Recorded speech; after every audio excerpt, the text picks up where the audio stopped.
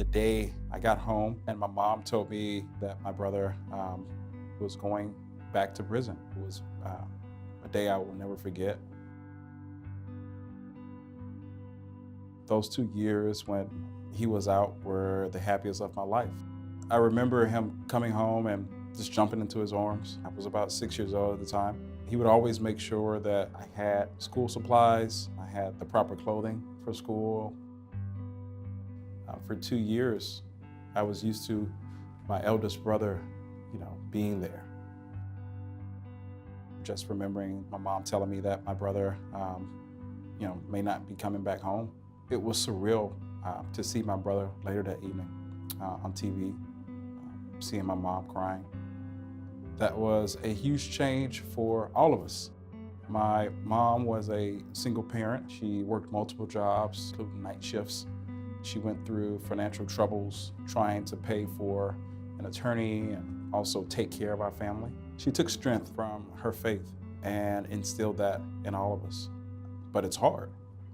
Just the other week, for the first time, my mom told me, she's getting tired. She's turning 70 this upcoming year, and having to drive those lonely roads by herself, really takes a toll on her. And you go down about 20-some miles and you run into the prison. It has its own zip code. That's a lonely ride.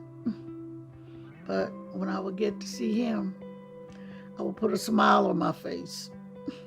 I wouldn't let him see this pain, the stress. I had to be strong for my son. Giving life updates to my brother, whether it was football games, the moment I met my now wife, and the dates that we went on, the wedding planning that I went through, the honeymoon that we went on. It's hard on a family living from phone call to phone call, visit to visit, paycheck to paycheck, year after year. I've grown up, worked hard. My brother's situation inspired me to study law.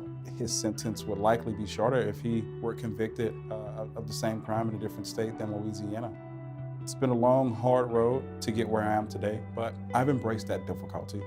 The way I see it, the highs and lows in a person's life make up the shape of a key that you can use to unlock the door to opportunity, to liberty, and I call that key hope. I've gone from being a lawyer in Louisiana to working in state government to fighting for policy reform on a federal level in Washington, D.C. And I might not have my brother physically here with me now. My mother might not have her son. But these experiences provide us with an opportunity to continue to share this story and give folks an understanding of how our criminal justice system has truly impacted our citizens. So let's stop arguing and start fixing.